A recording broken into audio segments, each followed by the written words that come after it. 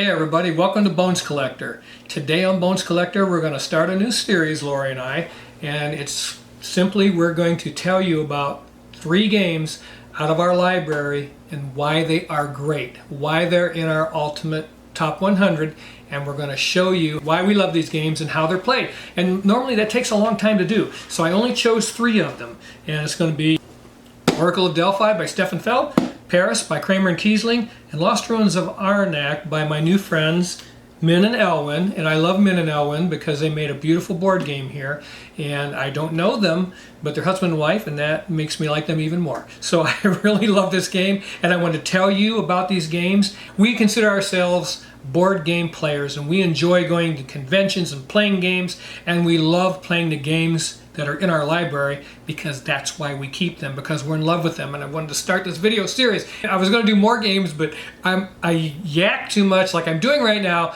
Let's get to these 3 games, and I'll tell you why you should play them out, and I'll show you why you should really own them if you love playing board games. Here they come. Okay everybody, this is Oracle of Delphi. Now, Oracle of Delphi is a game designed by Stefan Feld from 2016. It's for 2 to 4 players and plays at 2-player in 60 minutes.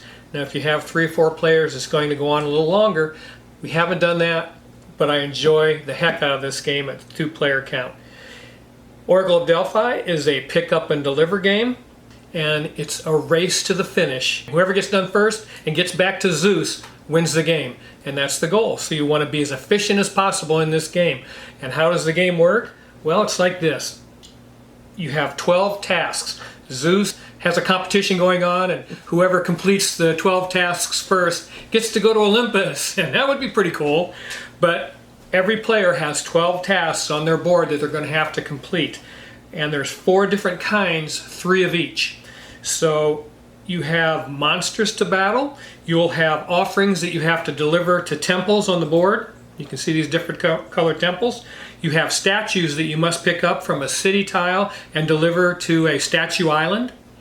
And you have island tiles of your player color that you must find on the board and build your shrines on. You see these white buildings, those are shrines, and they can only be built on your color, and all of these are face down to begin the game, so you have to find those 3 that are your player color in order to complete those tasks, and that can be really crazy to try to do. And there's different ways you can make that happen without having to travel all the way to that space to flip it over.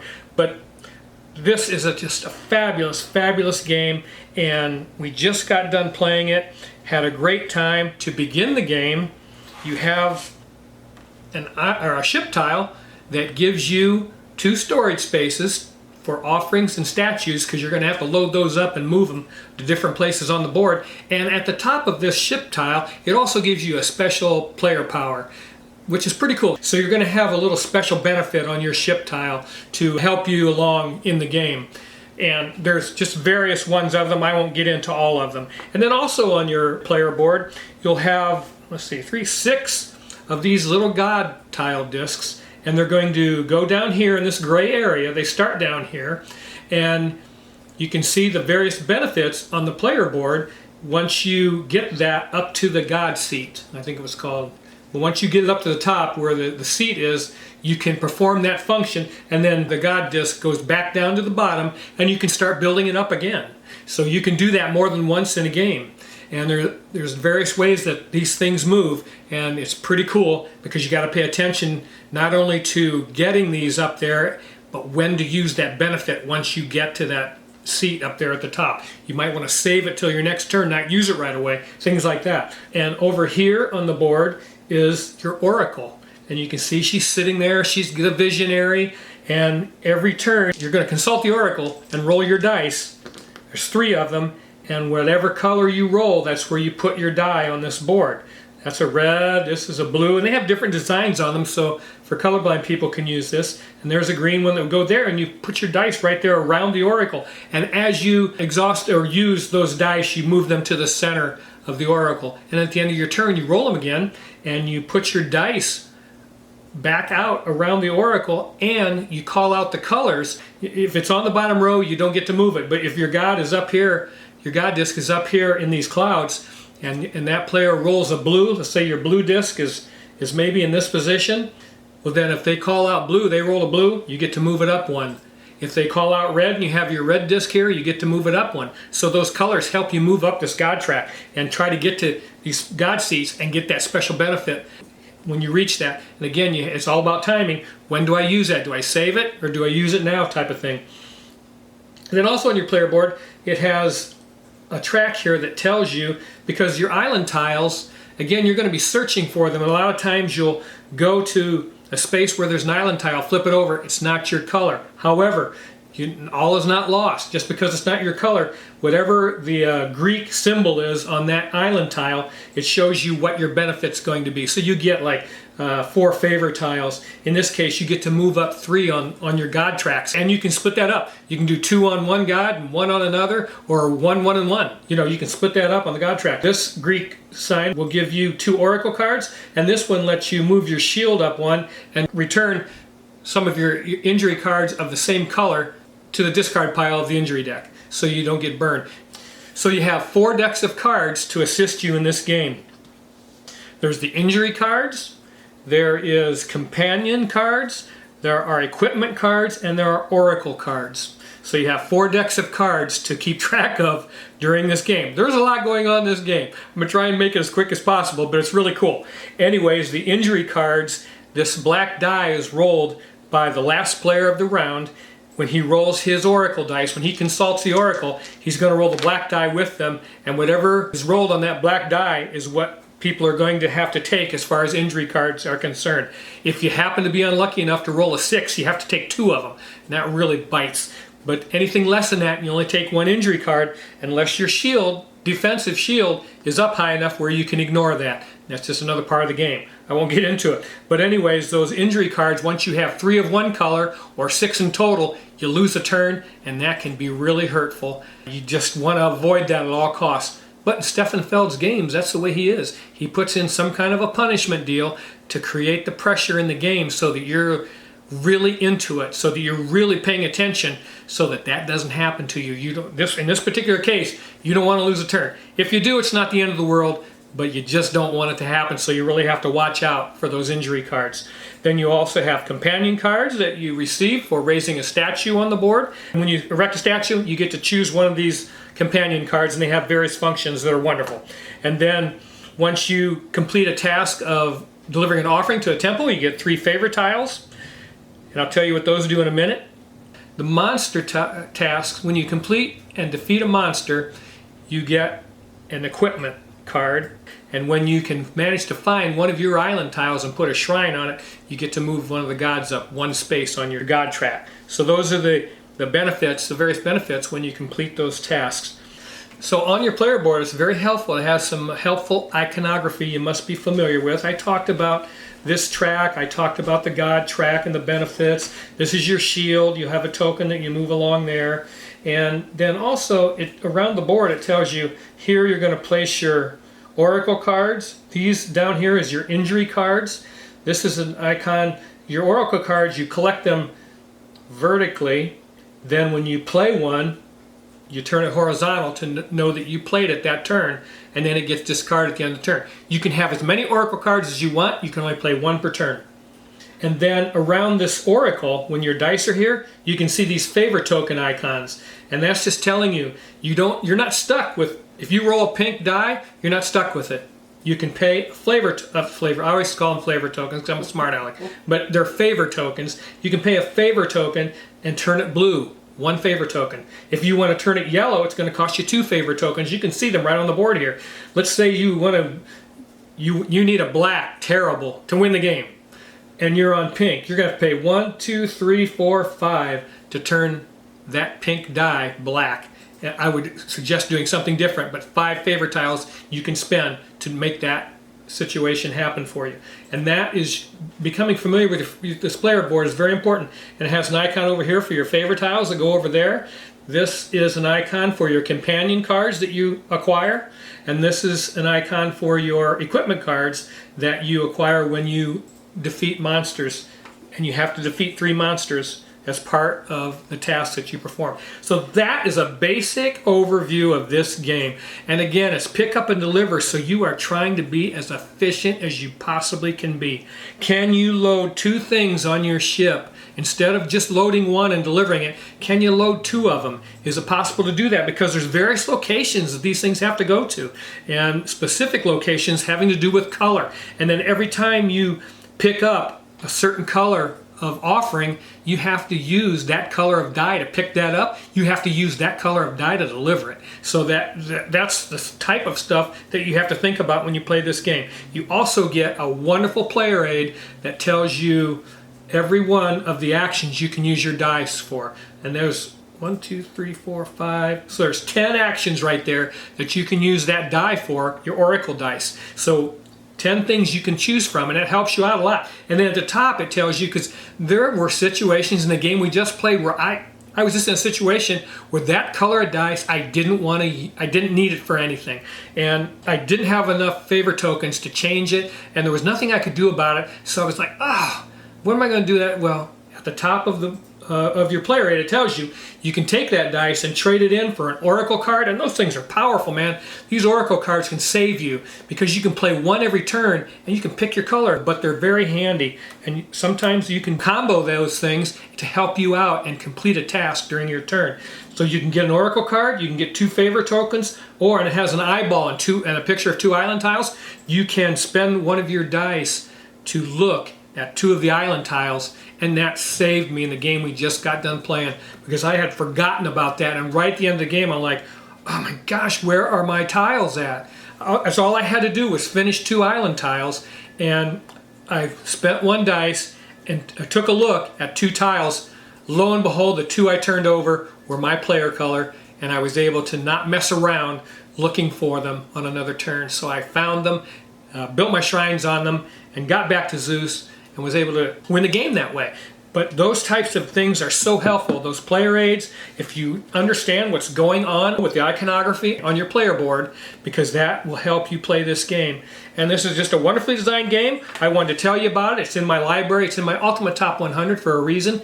Unfortunately, this game, I think, is very difficult to find right now, especially since Tasty Minstrel Games has gone out of business. I don't know if this will ever be reprinted or duplicated. But that doesn't mean go out and pay a bunch of money for a copy. You may find somebody that really doesn't like Stefan Feld. I can't imagine how that would be, but there might be somebody like that that has this game and just wants to get rid of it. Hey, pay them $35, pick this game up. It is an amazing, amazing gaming experience. Lori and I really adore this game, and she's really good at helping make some cheater aids for us. She laminated a sheet that tells us exactly what all the equipment cards do from this equipment card deck, and then what your god powers do on your player board, rather than having to look them up in the instruction manual all the time. So I mean, it's a wonderful game. There's a lot going on. I'm not going to lie to you. Once you get used to it and what's going on, you'll really like it. And you have a 10-sided dice that you use to battle the monsters with, and I think that's about it. It's a modular board. I didn't say that. This is a modular board. It comes in pieces. And there's a specific way that it has to go together. So pay attention to that in the instruction manual also. Yeah, I think that's everything. That's Oracle of Delphi. I hope you get the opportunity, if you've never played this, to perhaps play it at a convention or something, but you can take it to the bank. This game is killer. It is excellent. I love it. I wouldn't put it towards the top of my Ultimate Top 100, but hey, guess what? Out of 80,000 games, it's in my Top 100, and that's pretty doggone good. That's pretty high praise for Oracle of Delphi from Stefan Feld. It's a great game. Hey, you guys, so this is Paris. And this is kind of what the game is going to look at, like set up. I didn't completely set the whole thing up, just enough so I could be able to tell you why this game is in my Ultimate Top 100, why you should try to play it when you get the opportunity, because it is a beautiful design by Wolfgang Kramer and Michael Kiesling, my favorite designers on the planet. Stefan Feld is the best designer, but I think these guys are my favorite because their games are a medium complexity design that Lori and I really like to play at. We don't like things to be too overly complicated, and sometimes Stefan Feld's games get a little bit like that, but they're still beautiful. And this came out in 2020. It's by Game Brewer, 2 to 4 players.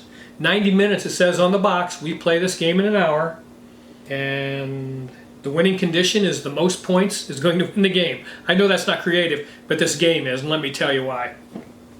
First of all, it's very simple. So this is Paris, and this is the Arc de Triomphe. In Paris, there are 6 boroughs surrounding it, and that's what is symbolized by the, and this is like a jigsaw puzzle thing. You can see it kind of comes apart like that. So it's kind of a jigsaw puzzle, like modular board. So these are the 6 boroughs around Paris. In each borough, there is an opportunity to build 6 buildings because you're wealthy real estate investors and you're building buildings to try and make a profit. So that's what you're trying to do in these boroughs. So there's 6 opportunities to build a building. There is also a bank in each borough. So you can go to the bank if you need money, and you're going to need money in this game. But your turn is very simple. You're going to select a tile from one of these 3 stacks, and you can see the name of the district on the top of the tile. So you may have an opportunity where you're looking at these 3 stacks and 2 of them are the same and 1 is different. Even though there's 6 boroughs out there, you're just never going to have the choice of 6. It's always going to be 3. And sometimes, you know, it's possible it could be 3 of the same. That's just the way this game is played. So you have to look at what boroughs or what district is written on that tile and ask yourself which one of these districts benefits me the most to build in. And this one, this tile right here says Batignolas. I don't know if that's how you say it, but that's this district right here in front of me. Now if I took that tile and it's a value 3 tile, I'm going to put it on the value 3 space right there, and I get nothing for doing that right now. Nothing. All you're going to do is build that building there, and then I get to place one of these wooden keys, and that's where the decision making really comes in. Now you're going to make some decisions as to which tile, which borough you want to build in, because as the game goes on, there's going to be buildings in all of these boroughs, and there may be something, if you look at these stacks and there may be a building there that will benefit your opponent, you're going to ask yourself, oh, I don't want to build that building, but what else, what other building can I build? Because you have to do it every turn. You have to select one off the top of these stacks and build every turn. So you have to decide how can I best help myself without helping my opponent. And once that building is placed, like I just did there, then you're simply going to place a key. You can place a key in that district, which, because this building's number 3, I might think about that, because I'm going to put that, and I'll tell you why in a second, I'm going to put that key right there in the bank. Okay, and because I did that, I'm going to get $6. It says so on the board, and these are of ascending value from the boroughs. It goes 2, 3, 4, 5, 6, and $7, depending on which bank you go to. But I'm going to put that key right there and get $6 in return. Okay, now I can use that money to buy my way onto that tile on my next turn. After, you know, once you place a key, your turn's done.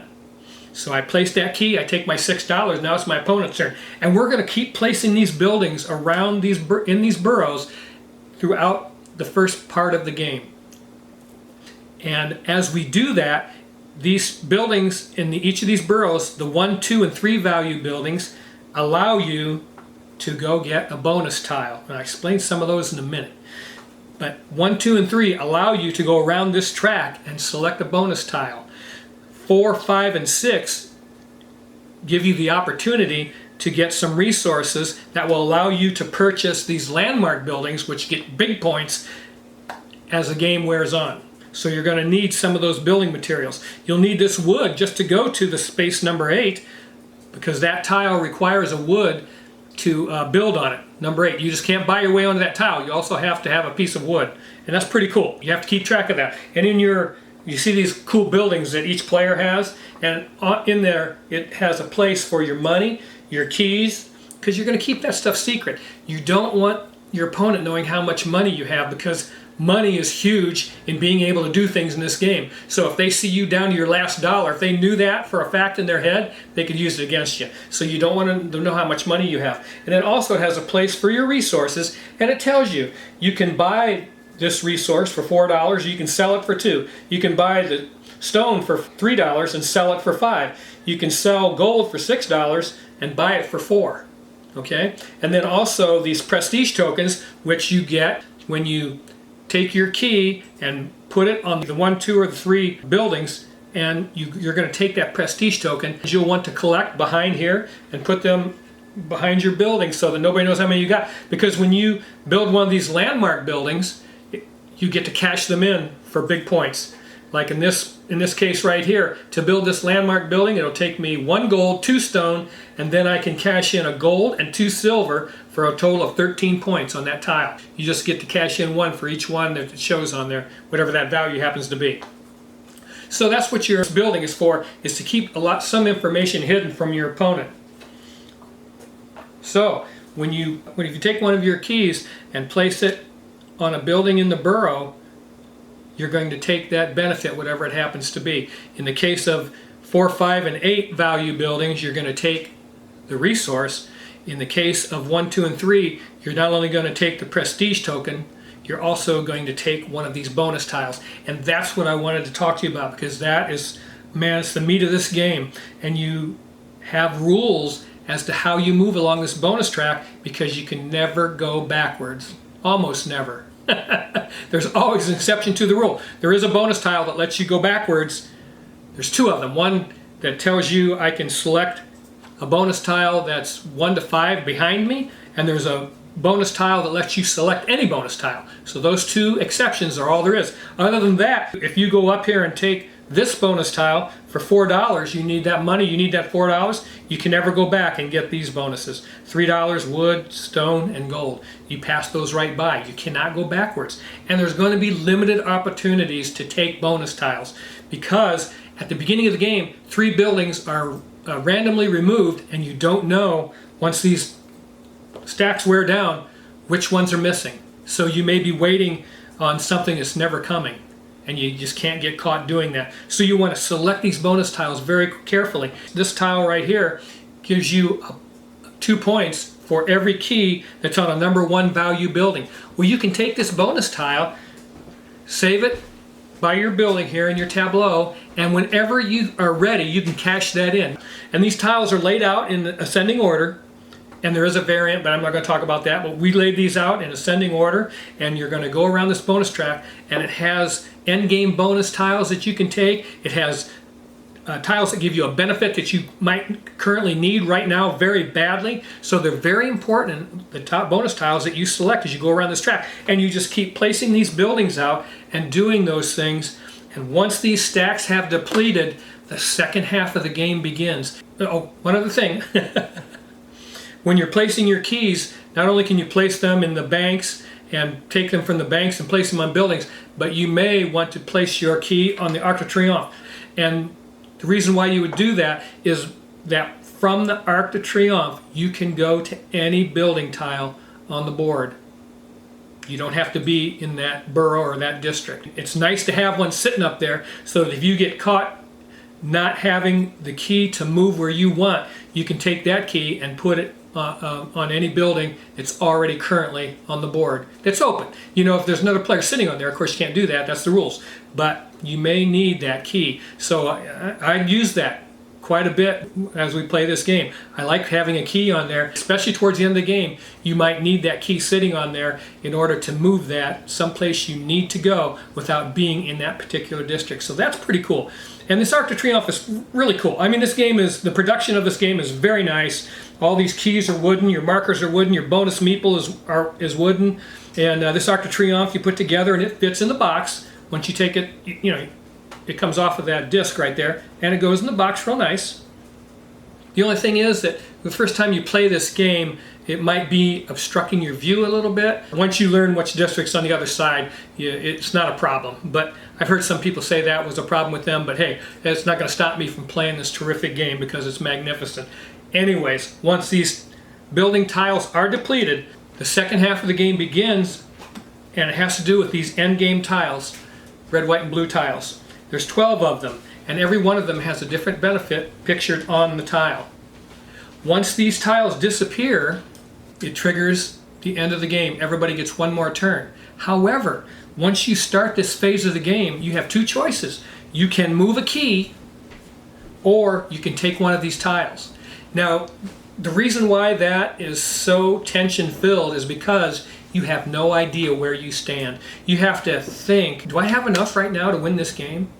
If I keep taking these tiles and trigger the end of the game, can I win? Can I beat my opponent the way things stand right now? Or do I need to keep moving a key somewhere, maybe up onto a landmark, because I got some prestige tokens that I haven't spent? If I can get my key up on one of these landmarks, then I can get some more points and I'll feel more comfortable. So I'm going to do that. And on these endgame tiles, there's some benefits that you might want to help you build or do those things. There's money, there's victory points, and to be quite honest with you, when Laura and I play this game, we play them face up. It says to play them face down. We turn them face up. But you're allowed to look through them, so. Yeah, we play them face up so you can take a look and see what's there. And you can choose which ones you want. And again, you're asking yourself the whole time, wow, can I make some big point plays here? Is it worth waiting on? And I mean, a lot of times it is. It's worth waiting on. Also, when we're putting keys in these burrows, once there are 4 active keys in a certain burrow, and I don't mean in the bank, they have to be on the buildings or on landmarks in these burrows, then you can select these bonus tiles, and whoever put that 4th key in that burrow can take one of these bonus tiles and place it anywhere on the board. And you can see the slots where they go in these burrows. So if you have a majority in one of these burrows, you don't have to put it in the one where you just placed the 4th key. You can take this bonus tile and put it in any burrow. Put it somewhere where you've got 3 keys and your opponent's got none. That'll scare them because they're going to scramble to try to get keys in that borough or in that district in order to score points, because the one who has the most points gets the number on the top. And if you come in second place, you have to have half of the point total of the person in that borough. You're going to scramble. Like I say, once these bonus tiles, somebody starts putting these out, man, you can get beat not paying attention to these tiles. If you can't get that 20, by golly, you better get the second place, number 10, because if you want to compete, you're going to have to pay attention to it. And it's so cool that it puts so much pressure on you.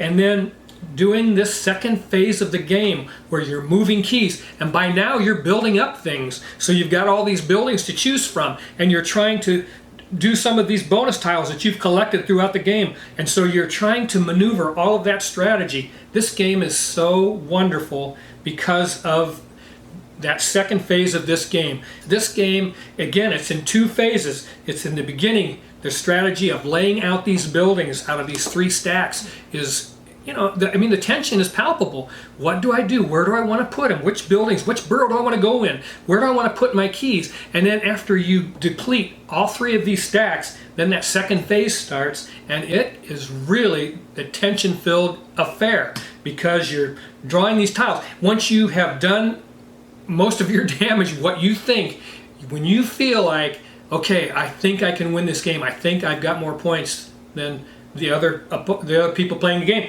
then you start taking these tiles as fast as you can go. Now when your turn's simply going to consist of taking one of these. Boom. I mean, you're gambling. I'm going to take one of these tiles. Guess what? That's all you do. That's your turn. Then they get to take a turn. What's it going to allow them to do? How many points are they going to be able to score by getting another turn? And then when it comes back around, you're going to take another tile. You know, it's 2 points, so I get 2 points. But guess what? That's all I get to do. The opponent gets to do whatever. Maybe they've saved up some resources and they're putting in a landmark and going to score some points. I know it's a push your luck element to this game, especially in that second phase. But oh my gosh, this game is terrific, and it's in my Ultimate Top 100, and you will enjoy it so much. I just love it. Gosh, I wanted to tell you about it. A lot of times when I go through these top 10 lists, I don't talk much about the games themselves, but I like being able to revisit these games in my library. Hey, Lori and I play our games. We play our library. So I keep it at a point where we can play through our games and just reinforce our feeling about why we love the games that we do. And guys, Kramer and Kiesling, my favorite board game designers in the world, and they made a masterpiece in 2020. And I think Renature also came out in 2020. I'm not sure. Maybe it was 2021. 20? But both those games, fantastic. Renature's in my top 10 all time. This is like number 60. But hey, like I say, anything in my Ultimate Top 100 is an absolutely killer game that's magnificent, a great design, won't get old, you won't get tired of it, you won't play it one time and stick it in the closet. This is a great game. I hope you get a chance to play at a convention or something. And that's Paris. Hey everybody, so this is Lost Ruins of Arnak. Now, Lost Ruins of Arnak is a 1 to 4 player game, so it has a solo mode, and I'm really happy about that for people who don't have someone to play a game with. And I really appreciate it when designers make sure that that's in their game. So yeah, 1 to 4 players. The designers are Min and Elwin, and the game came out in 2020. This is a worker placement game, deck building, and above all, you have to manage the hand of cards that you have, and that's the key to doing a good job in Lost Ruins of Arnak. Now, I'm very late to the party on this game. We haven't had this game that long. I saw it and was interested in this game from the beginning, but there were 2 things that stopped me from buying it right away, and those are things you should also pay attention to. Number 1, the size of this board. I didn't like it. It was large, and I, generally speaking, just shy away from games that have an overly large central playing board. So that was one of the things. And the other thing was I'd never heard of Min and Elwin. And that's something, again, that you should pay attention to. And I talk about it all the time on this channel, that pay attention to who the designer is. If you don't know the designer, it's better to research the project in depth a little more and be sure, especially before you buy the game, but even before you play the game. But anyways, I'm going to make a long story short. I watched this played 3-4 times on YouTube, and finally I told Lori, hey, go ahead and get that game. I think we should try it. So we picked it up, and I played it one time, and I thought it was kind of mediocre. We played it a second time and got a little better, and by the 5th play I was in love with this game. It's going to push its way into my Ultimate Top 100 for next year. I mean, and it deserves it. It's an excellent board game by CGE, Czech Games Edition, and it says it was nominated for the Kennerspiel des Jahres in 2021. I don't know if it won or not. I don't know what won, but this game certainly deserved that nomination. It is absolutely a beautiful game. I'm in love with it. I had to play it 5 times before I figured that out, though. And that brings me to a point, you guys, where you have to play a game sometimes quite a few times before you figure out all the nuances of the game itself. And this game is just excellent. It took me a while to do that. Lost Ruins of Arnak. And again, it's a worker placement game. You get these nice chunky meeples that you're going to place, and they call it digging at a site. You're going to place at a dig site and take that action of that dig site. And then as you acquire things throughout the game, as the game moves on, you're going to get the travel things that you need as far as cards are concerned. There's travel icons on your hand of cards. I don't have a hand of cards with me. I probably should have dealt that out, but that's okay. And then oh yeah, I do. Okay, I'm sorry. My editor just said that. Yeah, there they are. Thank you. My producer and editor and wife. She's coughing. She's got bronchitis over there. She's really been struggling. But yeah, so you have a hand of cards, and each one of them has a travel icon on them, and that's going to allow you to go to different sites. And as you build your deck, because I mentioned this is a little bit of a deck building game, and you're going to get those cards from up here, and you're going to put those cards in your deck, and you can get some more travel icons, or even more powerful, some of them double icons, so you can go up here and explore a site. And when you explore a site, you place one of, depending on, like there's number 1 level, number 2 level, and these things are called again what? Site tiles. Oh, okay. Yeah. You're going to get level 1 site tile or a level 2 site tile and put that on the board. And when you do that, as you go up this board, you're going to place that site tile on the board, take the bonus tile from that space and put it face down on your board, and it gives you extra points at the end of the game. Or you can use it to get extra benefits that are on your player board, and I'll show you that in a second. Once you explore a new site, you put a guardian on that site. Oh, I got it upside down, I'm sorry. It goes like that. My worker would go there, then the guardian goes on there, and the guardian has to be overcome by the end of your turn, or you're going to get an extra fear card in your deck. And these are meant to slog up your deck a little bit, and a lot of deck building games use those. And it's -1 point at the end of the game. That's the worst thing about it. But it has the boot, which is a travel icon that you can use on any of the beginning dig sites. And sometimes that comes in handy. So it's not all that bad if you get an extra fear card, and there's ways to get those out of your deck if they're bothering you that much when you're doing your turns and your hand management.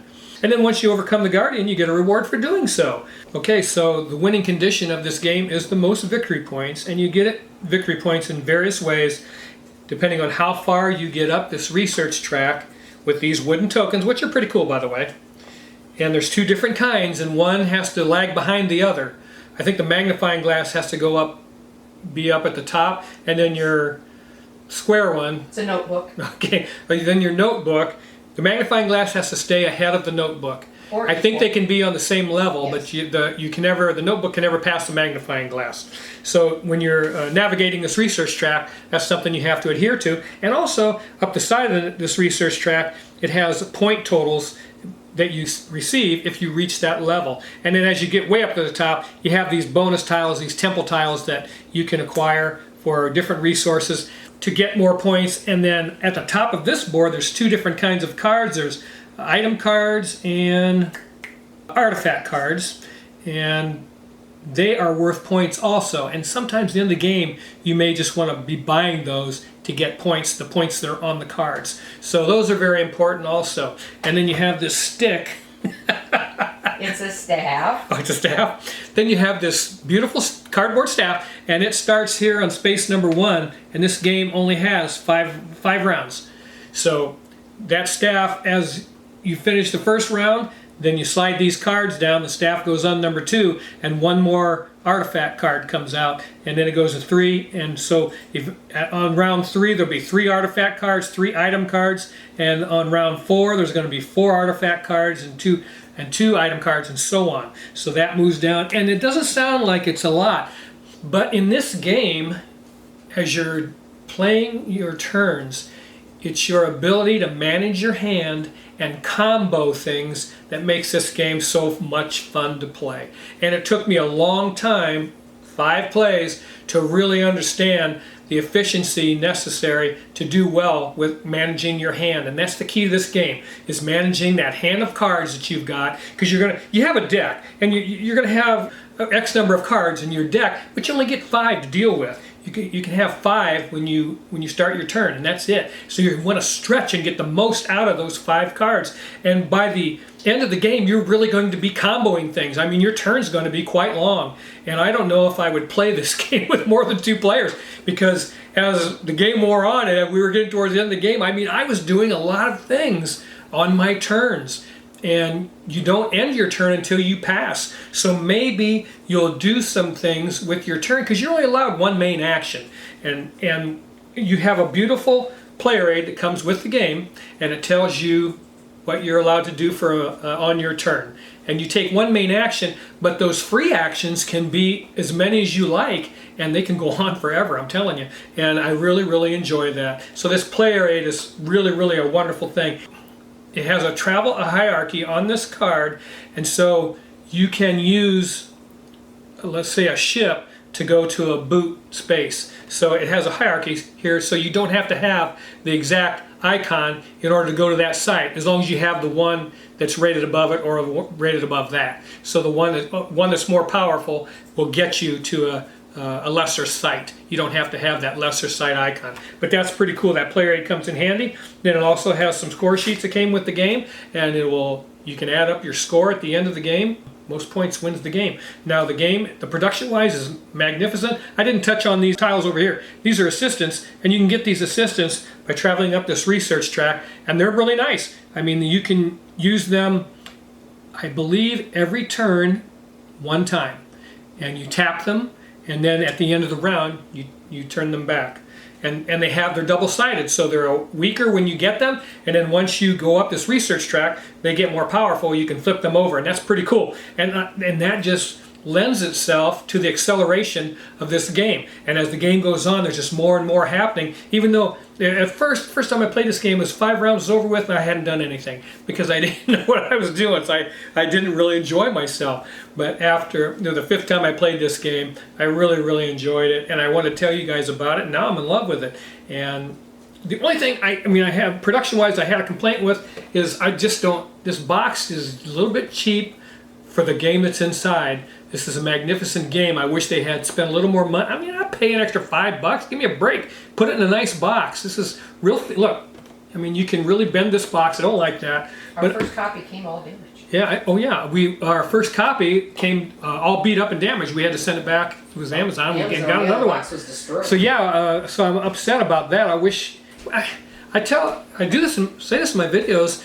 If you are a board game production company and you are doing a board game that you believe in, put it in a box you believe in. This game is fantastic, and it didn't get justification on the box, but you know, it's not going to keep me from keeping this game because it's beautiful and it's wonderful and I have a fun time playing it, and it's in my top 100 I think somewhere now. I think I stuck it in at number 61 or something like that. I can't remember. And then we also picked up the Lost Ruins of Arnak Expedition Leaders, which I don't recommend buying expansions, but we did get this. I want to play it and see what it's like. This game is wonderful without any kind of expansion content whatsoever. You don't even have to fool with that. This game is wonderful if you can get a copy of it. It's a game, again, that is not boring. It is just an excellent time when you play it. Again, I don't know how it would play with more than 2 players. We haven't done that. The production's good. You have these little tablets that you acquire, arrowheads, jewels. We put them in these little cups, and it's got this extension board to keep things organized. And that makes for a big play area. So again, playing more than 2 players, I don't know if I would really like that. But it's a fun time and a great game by, I don't know if this is their first game, Min and Elwyn. It may be, and so that's, you know, that's always a red flag for me. So I was very careful and watched this game played 2 or 3 times, at least 3 times on YouTube, and just sat and stared while they played the game. I have to put myself in the place of the person that's playing the game and kind of look at the board and what I can possibly do. So it took me a long time to even try and bring this game in the house because of the first time designers and because of the size of this layout, this board. But I'm glad I did, folks, and I hope you get a chance to play Lost Ruins of Arnak. It is fantastic. I didn't touch much on the player board. Let's take a look at that. And the player board here has a place for your deck. And again, you put your deck there and you draw the top 5 off the deck, and those are the cards you're going to use that turn. And it has a place for these tokens that you collect, and they are worth 3 points unless you play them on here. Are they still worth 3 points?